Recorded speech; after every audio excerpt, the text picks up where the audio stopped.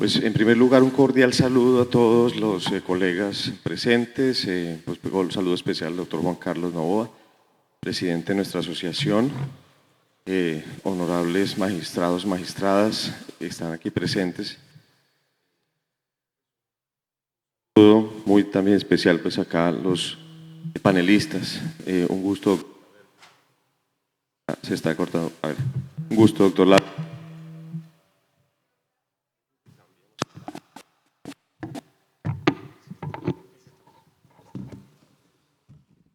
Ahí se escucha, a ver.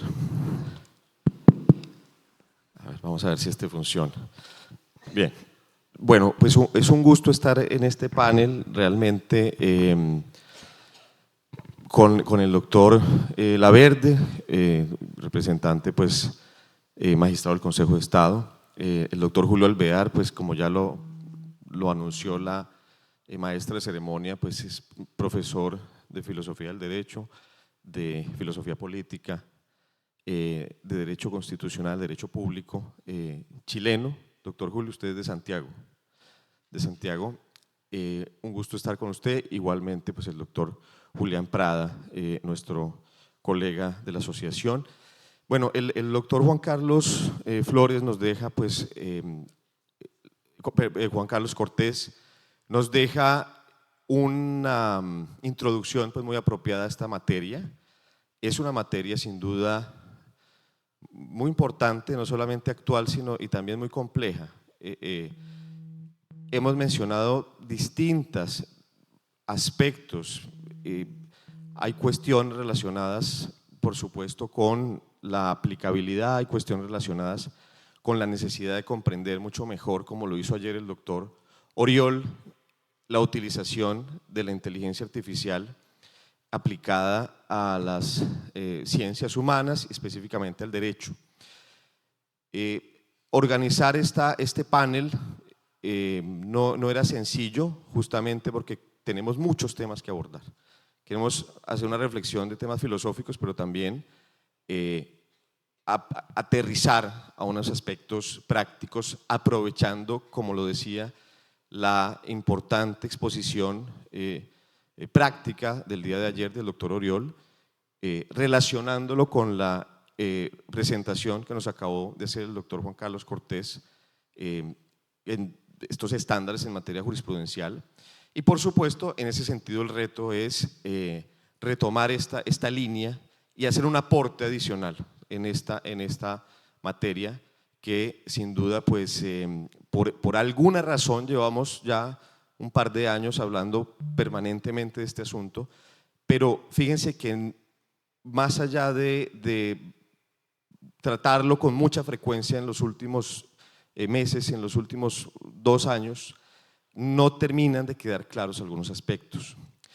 En ese sentido, creo que lo más sencillo es ir al grano y preguntarle al doctor Julio Alvear cuál es la diferencia entre inteligencia propiamente dicha, inteligencia humana, doctor Julio, y la inteligencia artificial. Bien, no sé si se escucha bien, sí. Sí, se escucha. Bueno, la respuesta la pregunta tiene muchas respuestas en diversos registros. Yo voy a hacer una pequeña exposición o consideración más que exposición. Filosófico. Ahí sí. Y Léon Blois, que es un famoso literato francés, decía que el mundo moderno es una gran conspiración contra la vida interior, enfocando la vida interior no solamente con la vida espiritual, sino la vida intelectual. Y de alguna manera la inteligencia artificial, o lo que llamamos por una cierta analogía con ciertos procesos racionales humanos como inteligencia artificial, de alguna manera la inteligencia artificial puede provocar, ¿no es cierto?, ser parte de esa conspiración contra la inteligencia humana si la usamos mal. Y quisiera recalcar esa última frase, si la usamos mal. Porque podemos usarla, o sea, podemos tener problemas en cuanto al mal uso de un modelo de inteligencia generativa, pero también podemos tener problemas respecto de fallas que tienen distintos nombres. El ministro Juan Carlos Cortés nos ha hablado de las alucinaciones, sesgo, etcétera, respecto de el diseño mismo.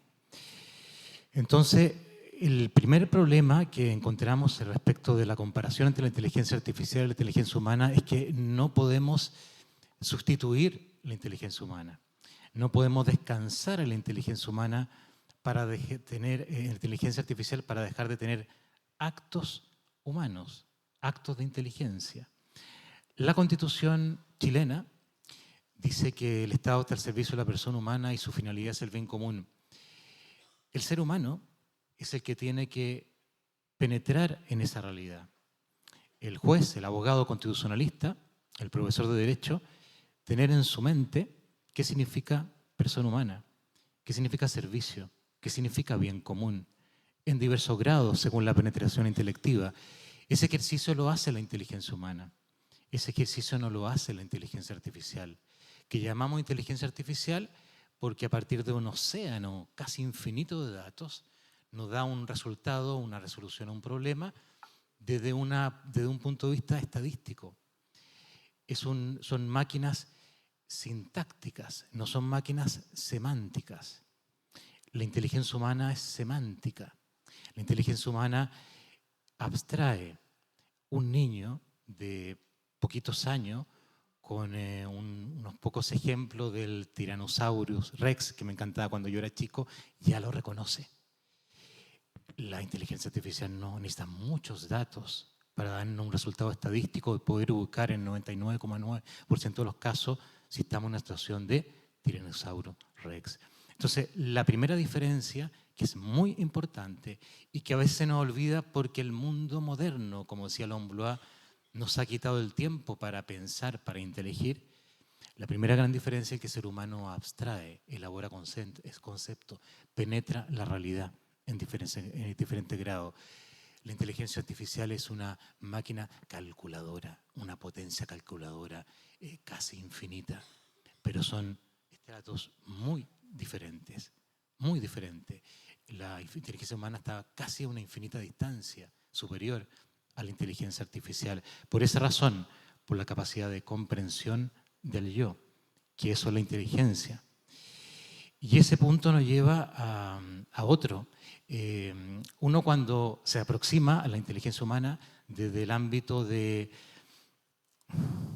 la acumulación de datos, que uno dice, estamos perdidos con la inteligencia artificial. Sí, estamos perdidos si que la inteligencia humana es acumular datos. Claro, la inteligencia artificial para eso nos ayuda, para el tema del procesamiento de datos, ¿no es cierto?, de proponernos una serie de técnicas de asistencia, pero de asistencia, para eso nos ayuda, para ayudarnos, perdón que repita la palabra, para ayudarnos en el tiempo, darnos eficiencia y para que nosotros tomemos las decisiones y para que otros también puedan pensar. Y para terminar, y no es cierto, ocupar en exclusiva este tiempo, que es un panel, quisiera dar una segunda diferencia. No sé si voy a lograr expresarla bien. Una diferencia de un hombre que vivió en el siglo IV. No conocía esta técnica. Pero interesante es hablar de hombres que vivieron en el siglo IV después de Cristo o siglo IV antes de Cristo. Pensemos en Platón, Aristóteles, grandes estudiosos de la inteligencia humana, grandes penetradores de la inteligencia humana. Pero Agustín de Hipona, uno de los hombres más inteligentes que ha conocido la humanidad, San Agustín, distinguía, estoy hablando de San Agustín, filósofo, no teólogo, distinguía entre la palabra, el uso de la palabra, el misterio de la palabra humana. La inteligencia artificial no agarra, es imposible que agarre el misterio de la palabra humana. Entonces la palabra humana uno puede distinguir entre el enunciado de la voz, ¿de acuerdo? Verbum vocis, decía en latín Agustín de Hipona, y lo que la palabra significa en mi mente, verbum cordis, en latín, en la palabra que habla al corazón. Para los griegos el corazón, para los griegos, los romanos el corazón era la mente.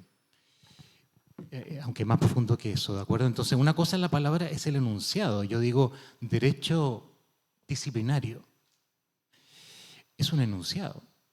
Y la inteligencia artificial es un conjunto de enunciados que se alimentan, ¿no es cierto? El programa, los programadores y nosotros mismos lo alimentamos en el caso de la inteligencia generativa. De ahí la importancia de, que nos decía ayer el doctor Orión, buenas instrucciones en la inteligencia generativa. Pero lo importante en la inteligencia humana, y así avanza el ser humano, es con la palabra como verbum cordis, es decir, cuando penetramos en aquello que la palabra expresa y lo podemos decir de 1000 maneras, con 1000 enunciados, con muchas tonalidades diversas, con muchos sentimientos o no sentimientos, porque lo hemos comprendido. Y yo aún no comprendo del todo, porque soy chileno, lo que es el derecho disciplinario, porque en Chile no existe. En Chile existe el derecho sancionatorio, administrativo sancionador, no el derecho disciplinario. Algunos de ustedes me han explicado, me han ilustrado sobre el derecho disciplinario y el poder moral, ¿no es cierto?, de Simón Bolívar, un poquito una continuidad de ese poder moral, lo encuentro maravilloso, pero aún no puedo comprenderlo bien. Fíjense bien lo que estoy diciendo, aún no puedo comprenderlo bien. Y yo podría hacerle a ustedes hablar del derecho disciplinario mucho, y ustedes pueden decir, este hombre ha comprendido el derecho disciplinario porque puedo denunciar de muchas maneras, pero yo internamente, en verbum cordis, no he comprendido bien todavía, me falta estudio de lo que es el derecho disciplinario. Bueno, esa es la inteligencia humana. Y simplemente esto es una introducción para abrir el campo de esa enorme, casi infinita diferencia entre la inteligencia humana y la inteligencia artificial, y que los seres humanos no podemos renunciar al acto humano decisorio en cualquier proceso disciplinario, administrativo o judicial. Somos nosotros los que tenemos que tomar las decisiones, porque nosotros somos inteligentes. La inteligencia artificial son técnicas de asistencia, pero hasta ahí llega el límite de la inteligencia artificial.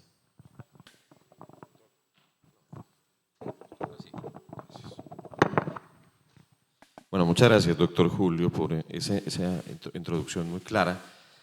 Para seguir con esa línea, para dar la palabra al doctor Laverde, el doctor Prada, y ahorita volvemos, si quiere usted, después de dar la vuelta, podemos entonces hablar de una no inteligencia artificial, sino realmente estaríamos tratando de un simulador de la inteligencia humana, una simulación.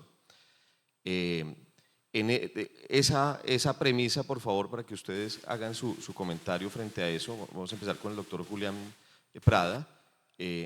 Y doctor Julián, adicionalmente a eso, subrayar mucho en este punto la diferencia entre contar con un asistente inteligente y verdaderamente hablar de un juicio que hace una persona en uso, digamos, de una facultad racional, libre, prudencial. Digamos, la diferencia entre contar con un asistente inteligente y justamente la decisión que puede tomar el ser humano solamente, como lo decía el doctor Julio. Perfecto, muy buenos días y muchas gracias. Brevemente agradecer al doctor Juan Carlos Novoa por este congreso, a la asociación, por este espacio. Saludar brevemente a mi gran maestra, doctora Lucy Janet. Un gran honor hoy dirigir estas palabras a este auditorio en el cual usted hace parte. Yo me siento muy honrado de todo lo que usted me ha enseñado en el derecho. Saludar a muchos amigos del Tolima que este foro hoy reúne, y especialmente la señora gobernadora y las demás dignidades, el doctor Juan Carlos también. Muchas gracias por su explicación, que además nos hemos tomado el trabajo de estudiar esa sentencia como sentencia Ito y poder construir y empezar a reflexionar sobre estos aspectos. Yo quiero decir algo tomando las palabras del doctor Alvear y reflexionando harto ayer sobre lo que nos dijo el profesor Oriol, ¿no? Ayer yo sentí que hubo como una especie de catarsis aquí en el auditorio cuando el profesor Oriol dijo: tranquilos, la IA nos va a asistir, no a reemplazar. Y lo dijimos 5 veces y el auditorio hizo como que necesitábamos escucharlo, necesitábamos que alguien nos dijera que la IA no nos va a reemplazar, sino que nos va a asistir. Sin embargo, y parte de la charla que hicimos con el doctor Juan Carlos en su momento y el por qué estamos aquí, yo creo que de alguna manera estamos siendo un poco demasiado optimistas, o tal vez no hemos reflexionado seriamente en pensar en que la IA realmente es solamente una herramienta de trabajo, una herramienta tecnológica de carácter neutro, y que desde ese punto de vista no tiene ningún problema hacer una ingeniería de prompts, decirle cuál es su rol, dígame esto, dígame lo otro, y avanzar como una herramienta. Porque se nos olvida, o tal vez pasamos por alto, que dentro de la construcción de este tipo de tecnologías hay también una intencionalidad de quién las desarrolla, cómo se desarrollan y hacia dónde va. Y es innegable traer a colación que este tipo de desarrollos tienen una visión para algunos que están marcadas dentro de algo que se llama el transhumanismo, ¿cierto? Y esa noción de transhumanismo para algunos, como por ejemplo Elon Musk o Kurzweil, que es el director de producción de Google, consideran que la inteligencia artificial o herramientas como la inteligencia artificial son parte del proceso de evolución de nuestra existencia humana y que como tal es una etapa superior de la existencia en este planeta. Es decir, hay un criterio de construcción de esa tecnología que está llamado desde esa visión a reemplazar al ser humano. Y se ve desde ese punto de vista, incluso se plantea, y ya lo es, como una simbiosis entre la máquina y el ser humano, donde el hombre y la máquina están integrados como un solo ser. Y ahí tenemos que entonces cuestionarnos de que la herramienta, el asistente, ya deja de ser netamente un asistente para empezar a pretender asumir o asumirse desde el punto de vista de la creación, de la capacidad de reemplazar al ser humano. No se nos olvide, por ejemplo, volviendo a hablar de Elon Musk, Neuralink. ¿Han escuchado hablar de Neuralink? ¿Aquí en este auditorio alguien? Bueno, allá. Una empresa que creó Musk en la pandemia, que está investigando, ya está en fase de pruebas con humanos. De hecho, lo suspendieron hace unos días, por unos meses, que consiste en insertar un chip en el cerebro, en la cabeza, con la buena intención, porque no hay una mala intención en teoría, de reconectar redes neuronales que no estén funcionando en el cerebro y que permitirían, por ejemplo, a una persona invidente poder recuperar la vista, o a alguien que no pueda caminar por temas de su sistema nervioso poder volver a caminar. ¿Quién se opone a eso? Nadie. Pero fíjense ustedes cómo esa posibilidad de un chip en nuestro cerebro, ¿cierto? Como Matrix, ¿cierto? Que se puede cargar con información o que se pudiese cargar con información, ya empieza a ser un elemento que nos puede cuestionar respecto de esa posibilidad, doctor Alvear, de la inteligencia netamente humana y esa posibilidad de reemplazo. Y ahí, obviamente, tenemos que ir, y me acuerdo ahora de mis profesores de filosofía del derecho, ¿cierto?, a aquello en donde nosotros tendríamos que aparapetarnos y de esa trinchera en la cual nosotros tenemos que construir. Y por eso escuchaba yo al profesor, al doctor Juan Carlos Cortés, hablar de esa reflexión de la Corte respecto de la ética. Porque si es para hacer el cálculo matemático de comparación entre una norma y unos hechos objetivos que deberán dar un resultado predictivo en matemática, en eso la IA ya nos reemplazó, ya es mucho más efectiva que nosotros. Pero aquello en lo cual no va a poder reemplazarlos, o esperamos que no nos pueda reemplazar, es en la disquisición respecto de la justicia, ¿cierto? Y para hablar de justicia, recuerdo yo a mi profesor de filosofía decía, hay que ir a la filosofía. Y para hablar de la justicia desde la filosofía hay que ir a la rama de la filosofía que reflexionaba al respecto y no es otra que la ética, ¿cierto? Volver a Aristóteles de la justicia como un valor y una virtud, ¿cierto? Y ya que el profesor Alvear lo trajo a colación, Agustín de Hipona y por supuesto Santo Tomás de Aquino, cuando decía, por ejemplo, que la razón era una forma de iluminación para apreciar la creación y poder desde ahí, desde la razón, tomar decisiones como seres humanos. Entonces el camino que nos queda a nosotros es ¿qué? ¿A recopilar datos, leernos códigos? No, eso ya está superado. La única reflexión que nos queda a nosotros es respecto de la justicia. Y ahí el intelecto humano pareciera aún irreemplazable. Sin embargo, mi llamado, digamos, mi intervención está guiada hacia que en el ejercicio del uso de la inteligencia artificial como herramienta, tenemos que ser conscientes de lo que estamos haciendo desde el punto de vista de la justicia. Y el abogado allá que coge y mete el prompt y busca información, tiene que tener claro eso, porque si no nos vamos a perder.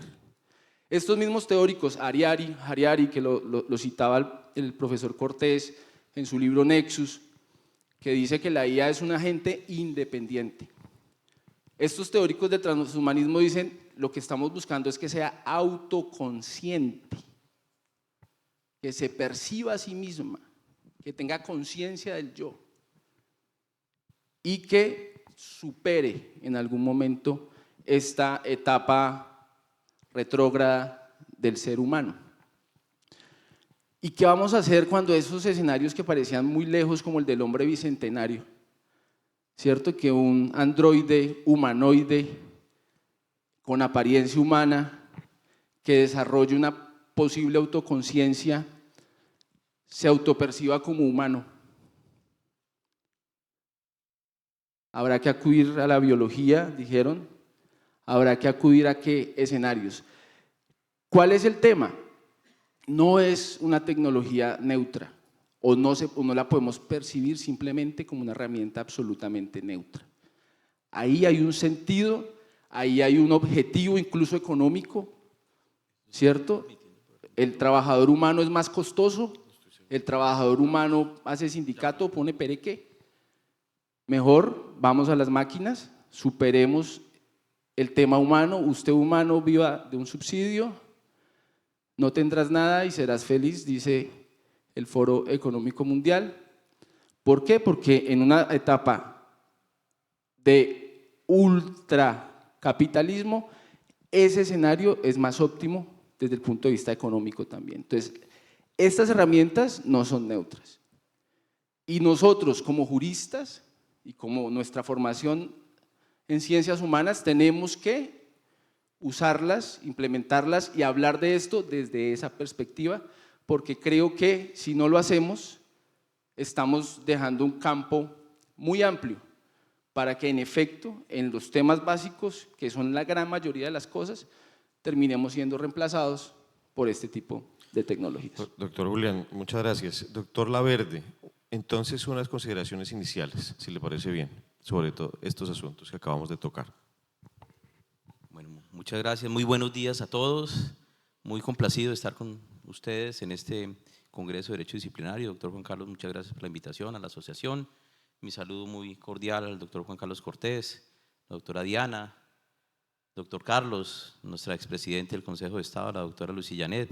Muy complacido de estar acá en Cartagena y en este Congreso de Derecho Disciplinario. Yo espero no ser disruptivo con todo lo que voy a decir, pero creo que el disruptivo fue el doctor Juan Carlos, entonces nos puso ya una tarea con su sentencia que hemos leído muy juiciosamente y pues hay un catálogo de temas, como muy bien anota, que pues dan el marco para este tipo de eventos académicos. Yo lo primero que podría decir aquí es que recuerdo que, si la memoria no me falla, hace 100 años Ortega y Gasset escribió un libro que se llama La deshumanización del arte. Es decir, como su nombre lo indica, entraña esa idea de la supresión del humano. Yo espero que dentro de unos años no escribamos el libro La deshumanización del derecho y la deshumanización del derecho disciplinario por consecuencia. porque tal vez lo que se ha dicho acá, y digamos ese sería mi primer punto de reflexión, es que no podemos olvidarnos que acá estamos en el derecho disciplinario, en general el derecho sancionatorio, determinando la responsabilidad de un ser humano, por regla general, y particularmente en el derecho disciplinario y en el derecho penal, doctor Carlos. ¿Y cuánto tiempo nos llevó en el derecho penal? Me imagino que usted pues hablará de eso. Yo, por supuesto, no soy penalista ni me voy a meter en ese lío, pero mi profesor de derecho penal era el doctor Bernardo Gaitán Maecha. Y yo recuerdo que confirmé que quería ser abogado cuando leí el libro de los delitos y de las penas. Yo pensaba que, o sea, tenía 17 años, yo decía, sí, yo quiero ser abogado, pero como que no tenía muy claro el asunto. Tal vez me generaba algo de resquemor la arbitrariedad, particularmente los prefectos de disciplina de los colegios. Y yo decía, eso no puede ser, eso me repugna, esa arbitrariedad. Pero cuando leí el libro dije, no, yo creo que sí estoy en el lugar que corresponde. Entonces, todo ese proceso de humanización del derecho penal como fuente primigenia del derecho sancionatorio, que nos ha llevado pues a estándares hoy pues bastante altos. Yo digo, nos estaríamos devolviendo con todo este asunto de la inteligencia artificial y se estaría deshumanizando el derecho. Estaríamos suprimiendo el elemento humano. Porque aquí, profesor Julio, usted dijo algo muy importante. ¿Cuáles son las características de la inteligencia humana? Y dentro de esas características usted mencionó el tema de la elaboración de conceptos de la autonomía, y yo creo que algo bien importante que también lo decía nuestro colega Julián es el ser humano y la inteligencia humana pues se basa en la autonomía de la persona humana. Es esa autonomía la que nos lleva al perfeccionamiento a través de la virtud, ya que también ha hablado de los filósofos. Y particularmente el sentido moral. El ser humano tiene un sentido moral. El ser humano es un ser moral. Y ese sentido moral nos da pues, muchos elementos para vivir la vida. Pero dentro de este contexto, para ponernos en el plano del derecho disciplinario, yo sé que no les va a gustar, pero este derecho disciplinario, según la sentencia de la Corte Constitucional C030, es derecho administrativo. Es derecho administrativo, que tiene un carácter sancionatorio, por supuesto. Y me baso en la sentencia de la Corte Constitucional. Es una actuación administrativa que se adelanta por un funcionario administrativo y termina en un acto administrativo que es controlable por la jurisdicción de lo contencioso administrativo. Claro, tenemos la vertiente de la Comisión Nacional de Disciplina Judicial, que digamos en un marco constitucional diferente y especial, con un sujeto activo calificado, pues nos envía a una decisión que tiene carácter jurisdiccional, pero eso por supuesto será objeto de otro foro. Entonces, para no desviarme del tema, digo, inteligencia artificial, por supuesto, nunca podrá ser comparable con la inteligencia humana, porque le faltará siempre el sentido moral y por ende la empatía. Porque cualquier persona que haya tenido la responsabilidad de imponer una sanción, cualquier persona que esté sometida a un proceso sancionatorio, cualquiera que éste se llame, y cualquier abogado o persona que defienda a alguien en un proceso sancionatorio, siente la empatía, el pesar de lo que le puede llegar a ocurrir cuando lo sancionen. Y claro, hay gente que no tiene alma, dicen, entre comillas, pero uno sí lo piensa, uno sí piensa, y cuando valora las cosas dice, caramba, 15 años de cárcel, inhabilidad de 10 a 20 años, multa de 25.000 millones de pesos. O sea, claro, hay que cumplir la función, pero existe en el ser el entendimiento de que esa persona puede llegar a sufrir. Y ese sentido moral jamás lo va a tener la inteligencia artificial. Pero como usted muy bien lo dice, profesor, el ser humano es un elaborador de conceptos y en el caso mío, yo llevo 18 años elaborando conceptos, entonces yo vivo del concepto. Entonces, para entender bien el asunto, porque yo no soy experto en estas materias tecnológicas, digo, bueno, ¿qué se entiende por la inteligencia artificial?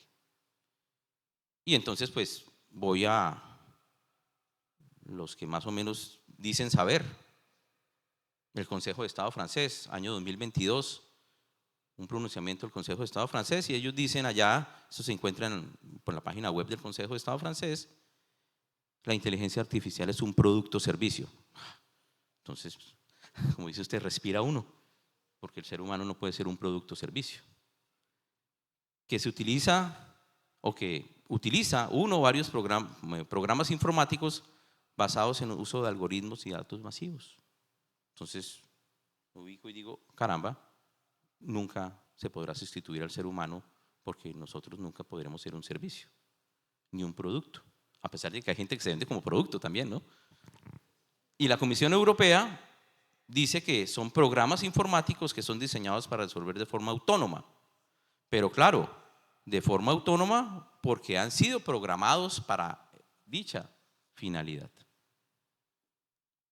Y entonces, pues uno dice, el hombre ha sido programado, pues uno puede tener unos principios, unos valores, una finalidad, una manera de ver el mundo, pero en esa elaboración autónoma, en ese ejercicio del libre desarrollo de la personalidad, de la autonomía personal, hoy somos abogados, mañana podemos ser paseadores de perros y pasado mañana podemos ser, no sé, tener un restaurante en Cartagena para atender a todos los que vienen a estos congresos y podemos ser felices, porque eso también es cierto.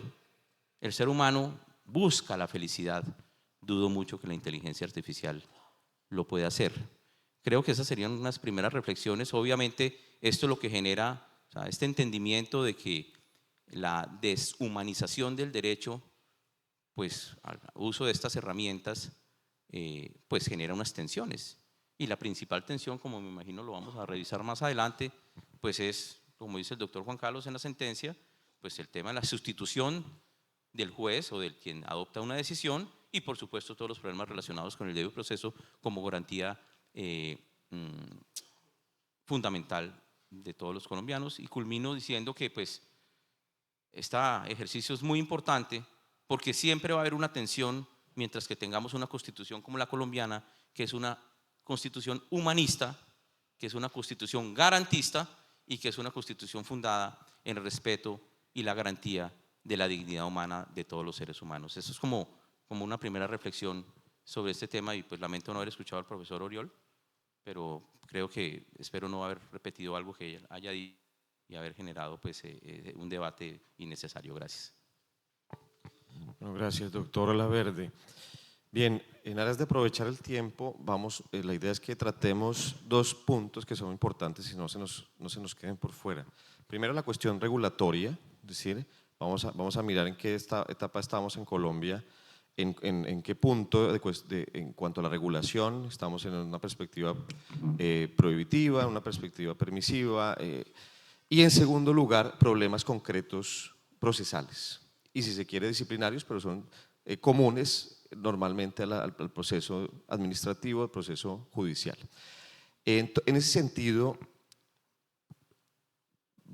en primer lugar, doctor Julio Alvear, yo creo que nosotros vamos a tener que diferenciar en la utilización. Hay una utilización, y creo que el acuerdo del 2024, que el doctor Julián Prada conversábamos ayer y esta mañana, el acuerdo del Consejo Superior de la Judicatura, es un acuerdo, creo que está muy bien organizado, me parece que es muy buen aporte, organiza unos conceptos y ese acuerdo, digamos que lo que nos presenta es fundamentalmente la distinción entre un aspecto adicional que tiene, es la distinción entre la utilización que se puede hacer de la inteligencia artificial de un modo bastante asistencial, de un modo bastante accidental, por ejemplo, analizar,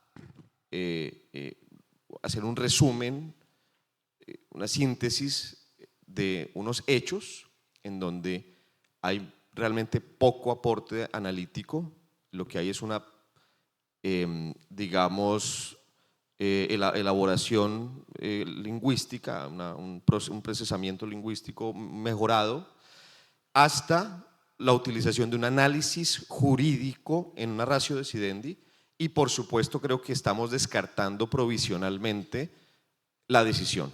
Es decir, la decisión por ahora no hemos llegado a ese punto, pero esa distinción nos permite abordar este punto. Entonces, doctor Julio Alvear, problemas, afectaciones, riesgos de derechos fundamentales, garantías procesales en la utilización de la inteligencia artificial en los estadios que acabamos de mencionar. Validez, en ese sentido vamos a mirar también un poco la validez de una decisión en la cual participó una herramienta de inteligencia artificial en un análisis determinado, en una parte determinada de ese análisis. Y obviamente la cuestión ya concreta de la responsabilidad de quien toma esa decisión. Bien, yo creo que hay muchas maneras de expresar esto, ¿no? Pero uno de los principios esenciales de que toda decisión jurídica, particularmente que afecte a los derechos fundamentales, tiene que ser un acto humano.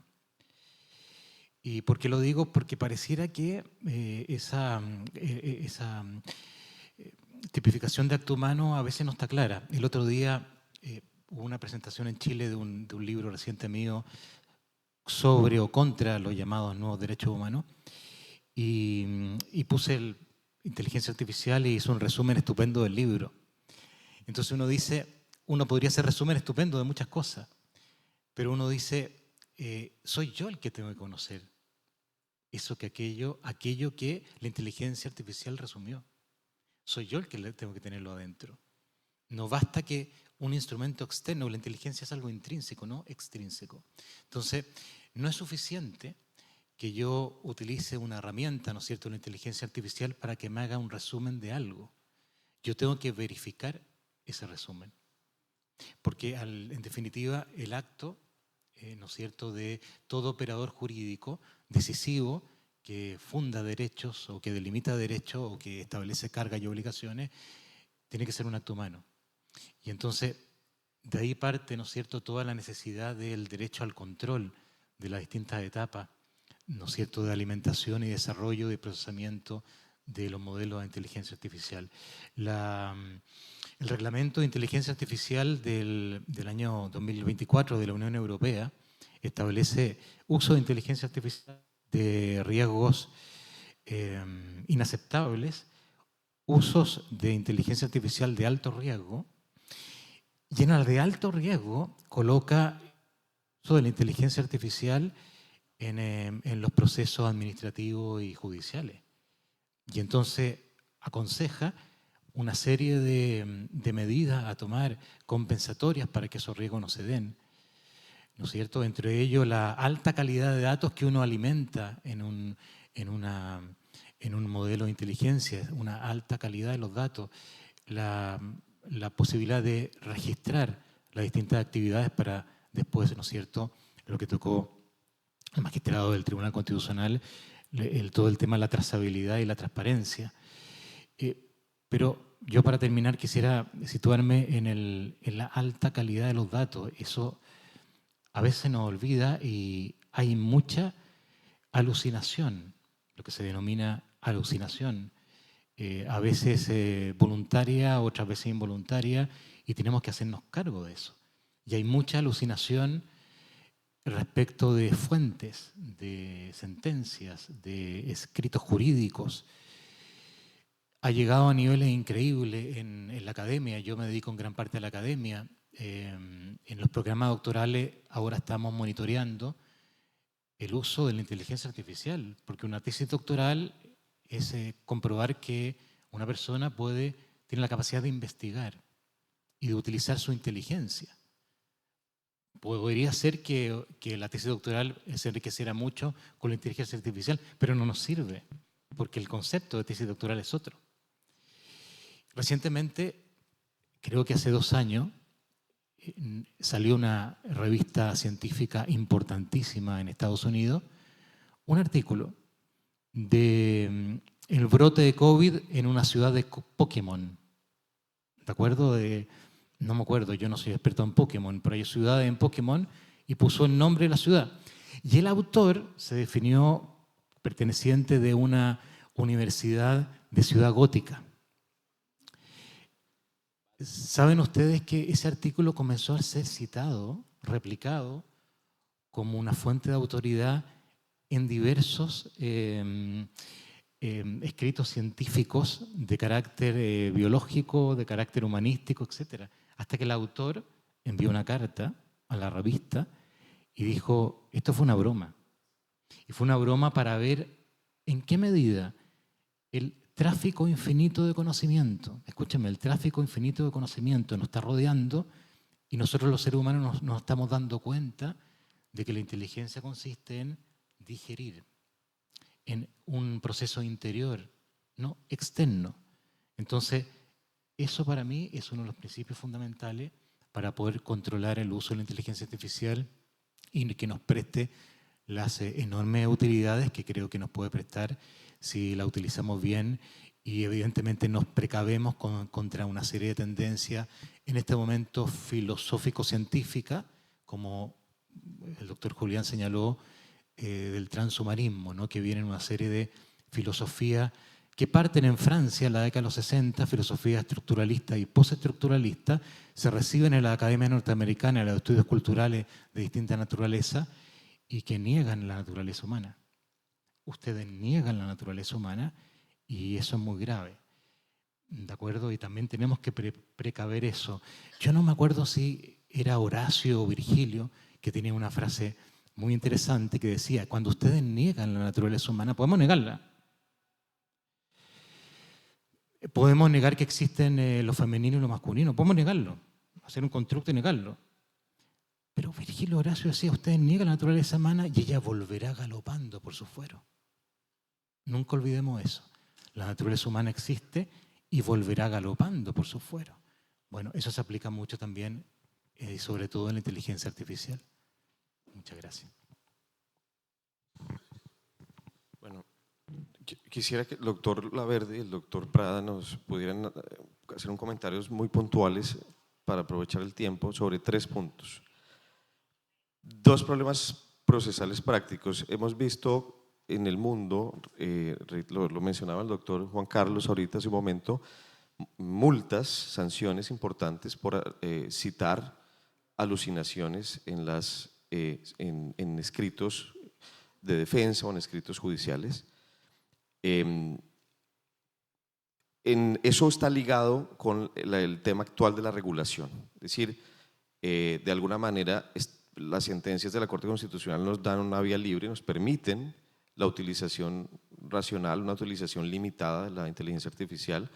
Sin embargo, el acuerdo del Consejo Superior de la Judicatura nos dice no utilice, solamente se puede utilizar inteligencia artificial generativa, es decir, tipo ChatGPT, que esté autorizada por el Consejo Superior de la Judicatura.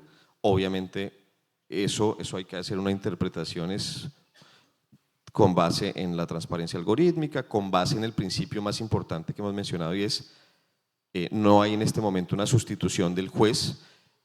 El concepto juez natural adquiere una nueva connotación semántica, ¿no? Lo vamos a empezar a utilizar en un sentido más propio. El juez natural no es reemplazado por la inteligencia artificial. Entonces, esos problemas la reserva procesal, los abogados estarían entregando a OpenAI, etcétera, información reservada de procesos actualmente. Esos problemas procesales concretos y la regulación actual, prohibir, permitir, finalmente los que se llaman sandboxes, los espacios de desarrollo regulado de la inteligencia artificial por parte del Estado, que es como la manera como se está haciendo en la Unión Europea. Esos 2 puntos. Por favor, doctor Julián. Bueno, digamos que, doctor Juan Carlos, y aprovecho que su señoría se encuentra, porque, digamos, en la sentencia, tanto en la sentencia de la Corte como en el acuerdo del Consejo Superior de la Judicatura, que tiene esa pretensión, digamos, muy sana de regular el ejercicio del uso de la IA, digamos, desde la perspectiva, por ejemplo, de un litigante, y por ejemplo, aquí que hay varios operadores de oficinas de control interno disciplinario, y digamos, también hablando de los jueces y demás, en las reglas que se establecen para poder usar la IA, un juez de la República o un operador, desde mi perspectiva, por ejemplo, yo creería que o que se debería, por ejemplo, empezar a incluir en los fallos una cápite que se llame ponderación o test de uso de la IA, porque creería yo que si no la mayoría o si no la totalidad, yo creo que sí una gran mayoría de jueces y operadores de justicia están usando la IA hoy en día. Se usa la IA hoy en día. Y la Corte nos dice, usted tiene que decir si la está usando, y tiene que decir en qué, y tiene que decir qué preguntó y cómo tomó esa información y qué parte de esa información la usó para tomar su decisión, ¿cierto? Y si además de la sentencia 323 del 24 la sumamos a la 067 de transparencia algorítmica, que nos dice básicamente que para yo poder confiar en el Estado, para conocer el Estado, debo conocer su software. Entonces yo como parte del proceso o como persona que terminé sancionado, por ejemplo, en un proceso disciplinario, le pido a la administración pública que me muestre cómo construyó esa decisión, qué preguntas hizo a la IA, qué información, cómo entrenó la IA que nos mostraba ayer el profesor Oriol. ¿Usted cómo la entrenó? ¿Usted cómo me va a garantizar que esa IA no tiene sesgos? O sea, yo como litigante le digo a usted, señor juez, porque además el fallo nos lo pide, nos dice, usted tiene que garantizar que no haya sesgos. ¿Y cuándo se genera el sesgo en la IA? Cuando se entrena la IA. ¿Y yo cómo voy a demostrar como juez que esa IA que usé no tiene sesgos? ¿Cómo fue entrenada esa IA? Y yo como abogado tengo el derecho a preguntárselo, o como parte, o como víctima, o como sancionado. Cuénteme usted cómo me garantiza que no hubo sesgos en esa preparación o ese entrenamiento de esa inteligencia artificial. Doctor Julián, muchas gracias. Para poder darle este punto final, doctor Laverde, por favor.